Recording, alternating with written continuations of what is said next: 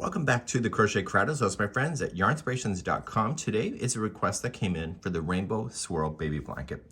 The request came in because the crocheter wants to use the individual squares as a temperature blanket.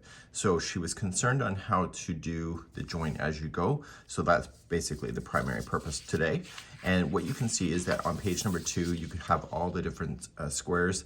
They're listed by the different colors that you will have, and you can decide to do that. So it says, Motif border, work 92 squares with B, 80 squares with C, 46 each of D and E. So there's the total count. So it's 264 squares altogether. So she wants to do this as a temperature blanket. So today I'm going to demonstrate this. This is using a 5mm size H crochet hook. This is using Red Heart Soft Baby, but I'm going to use just Red Heart Super Saver on camera today. I will demonstrate making the square one time, and then I will demonstrate making this on the square the second time with the join as you go, and then the border is just one round, and then you can decide to do that, and I'll talk about that only. So let's begin this process, and let's grab our crochet hook and let's play. So let's begin with a slip knot, and you are going to chain 5 with whatever color that you're deciding to use today. So we have 1, 2, 3, 4, and 5, and join with the very first chain to create a slip stitch to create the center ring. And make sure that the outside of the strand here is going to be wrapped around the interior so that it will get trapped into position. Let's move on to round number 1.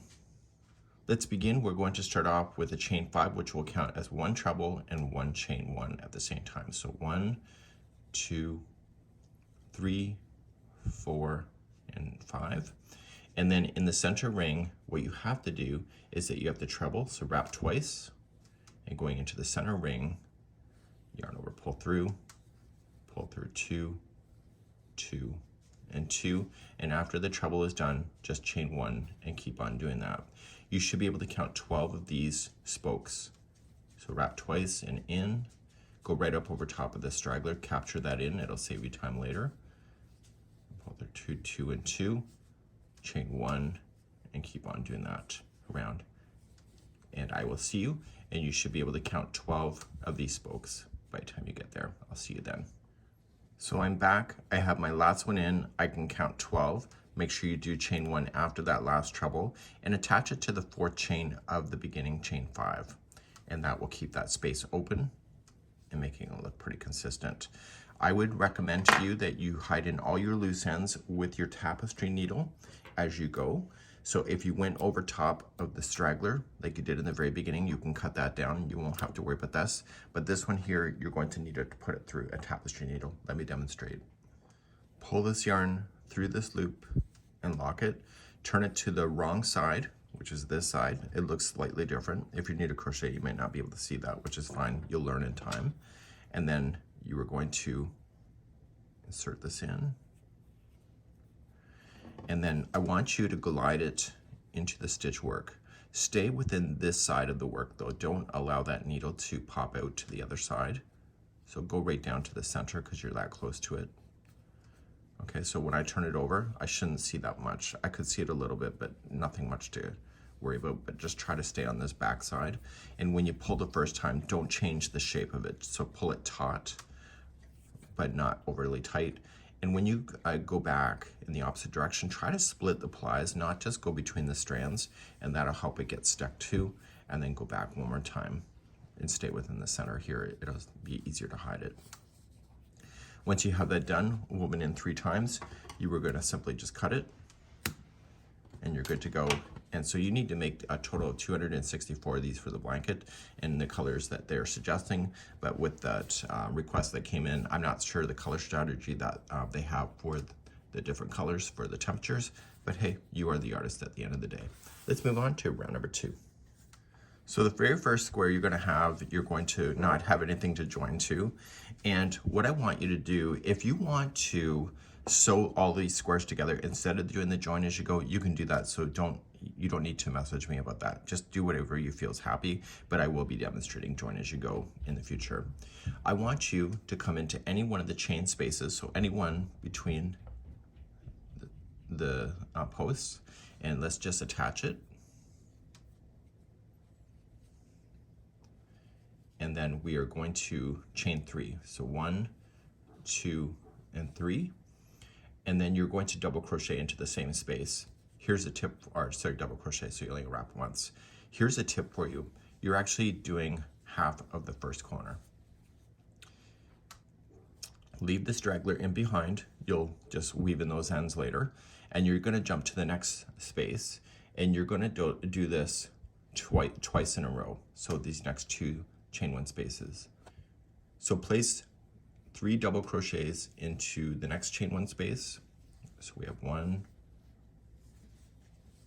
2, and 3, and do it again in the next space. So 1, 2, and 3, and then you're going to do a corner into the next space that you have. So in the next space, 2 double crochet to start, chain 2, 1, 2, and 2 more double crochet into the same one, and you technically have a full corner now. So just remember that there's 2 spaces between each of the corners. So this was a starting corner, this was the next corner, so there's 2. So the next 2 spaces, there's going to be 3 double crochet in each. So we have 1, 2, and 3. Next one is 1, 2, and 3. And then you have your corner again, so it's 2 double crochet,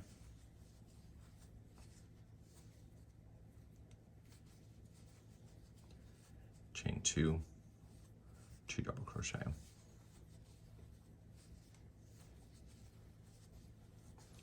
So you're in the middle of a side again, so then you'll have 3 double crochet each in the next 2.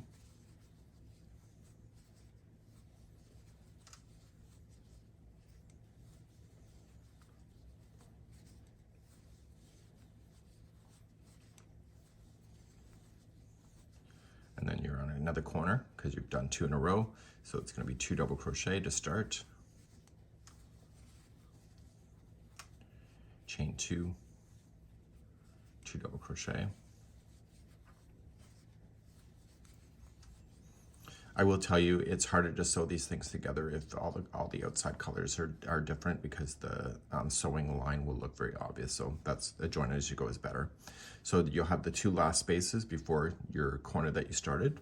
So they're going to have 3 double crochet each.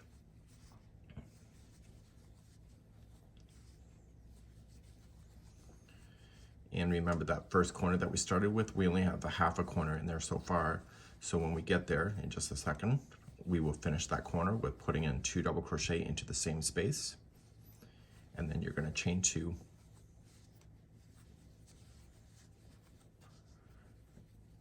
And then slip stitch it to the top of the first chain 3. And that is your full square done. What I recommend to you at this time, you're going to have a lot of squares if you're doing this concept. So don't be cheap about the details, because you'll have a hell of a lot of ends. So turn it over to the back side and then take your tapestry needle and weave in your ends back and forth. For this, I might actually work my way down this and back up and down, and here, just stay within this area. So please do that, and we're going to move on, and we're going to start again, and we're going to begin and show you at the join as you go concept after this. As we begin the next motif, or join as you go, the join as you go are joined on the corners to the next square, and also to the middle of each one of the sides to the next square.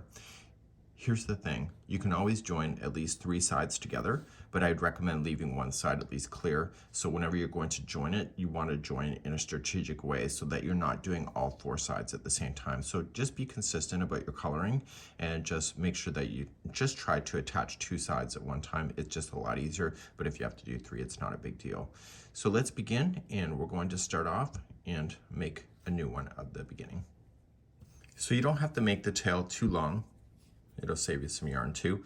And you're going to start off a new square just like you did before. You'll chain 5, so 1, 2, 3, 4, and 5, and slip stitch to the first one and create the center ring and wrap the outside yarn to there. So if you want to make this even shorter, you can, and then you'll have less waste.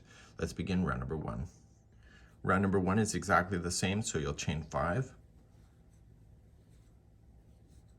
and then you're going to treble inside to the ring, so wrap twice, and then you'll chain 1, and then you'll keep trebling around so that you end up with 12 of those spokes again.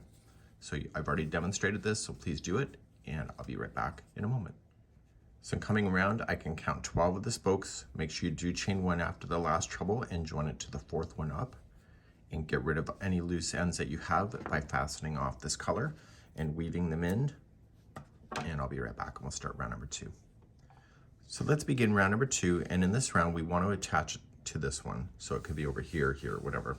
So, and there can be 2 of them here, so you could do 2 sides. Once you understand how it goes together, you'll get it. So you're going to start off and you'll create a slip knot, and you're just going to go in between any one of the posts like you did before, and you're going to attach it and chain 3. I'm recommending to you that you do not join as you go to any of the squares. Do it on the second side, don't do it on the first. It's just easier for your life. And then you're going to double crochet back into that same space. So remember, you're doing the first corner technically, and you'll finish that when you come back around. So the next 2 chain 1 spaces will each be 3 double crochet. So 1, 2, and 3. The next space is 3 as well, so 1, 2, and 3. And then now the next space is a corner. So you're going to start and you'll put in the 2 double crochet, and then we're going to talk about joining next. So to start, you're going to chain 1 first, and you're going to immediately grab a corner of whatever one you want to join to. I always recommend coming from back, so just lift it up like this. So this is the right side of the work. Lift it up like this and put your hook in, and you're going to yarn over and pull through. And that would be considered a slip stitch. You've now officially attached it to here. You're going to come back and finish this corner, so you'll put in 2 double crochet here. So 1 and 2. Here's my word of caution to you. Make sure that this does not flip upside down when you go to attach it to the second time. So make sure that it is continuing to stay right side up. The next one here is the middle of a side. So you'll put in 3 double crochet here. So we have 1, 2, and 3. And normally we would have jumped to the next one and put 3 double crochet in the next one, which you will do. But what I need you to do is that I need you to come in, and do you see the 2 groups of 3 here? I need you to slip stitch in between the 2 groups. So come in from behind. So be consistent. If you're going to come in from behind all the time, always do it from behind so it looks the same. And you're just going to yarn over and pull through. And you're doing a slip stitch, which will join it. And then you're going to come into the next space here, and you'll put in 3 double crochet. So make sure the 2 right sides are still facing up. You'll notice it later if you realize you've flipped it upside down, especially as you're starting this project. So you'll see now that it's attached here in the corner, and it's also attached in the center of a side. So as you move on to the next one, it's a corner. So you're going to put in 2 double crochet only.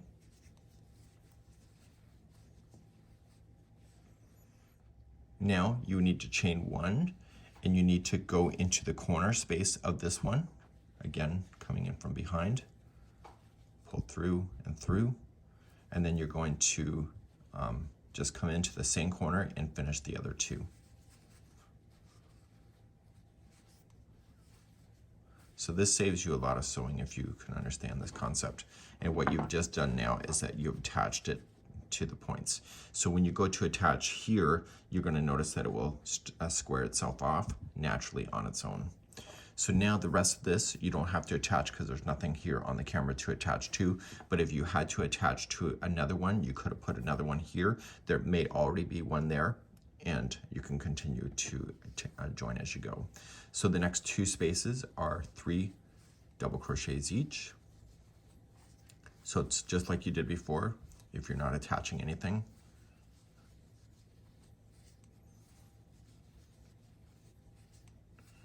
So this allows you to have all the fun colors without any of the sewing marks of the strands that don't belong to be really obvious. The next one is a corner, so it's 2 double crochet, chain 2, 2 double crochet, and then you have the 2 last spaces before the first corner that you started with. So they're going to each get 3 double crochet first.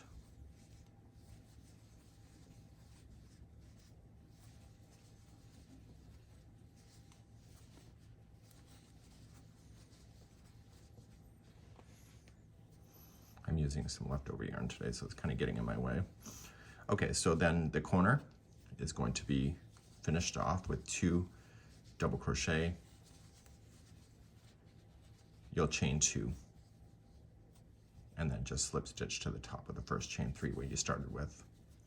So then you'll fasten off, weave in your ends really nicely, and then you can continue to build your afghan square by square, or baby blanket square by square, and just work on through that. And so you'll see the attaching of the different colors, but it's not a deal breaker, and you can play with as many colors as you wish. Let's talk about the border next. The border instructions are right here, and it's simply just asking you to single crochet on each of the double crochets in around. So what's going to happen is that you're just going to single crochet when you come into the center pieces that are joining like this. It's just a matter of just single crocheting in on one side and single crocheting the other. When you have a point out like this, so it's an outside point, so say this was the outside point and you're coming back in, the outside points will have a single crochet, chain 4, and single crochet, and then you'll continue to single crochet along the edge. Okay, so then you're just going to follow this whole thing all the way around. Can you make more squares than this? Absolutely. Maybe the person that's doing this is doing a temperature blanket, so maybe they've decided to do 365 squares instead. But as you can see, you can have a lot of fun with the colors. And you know what?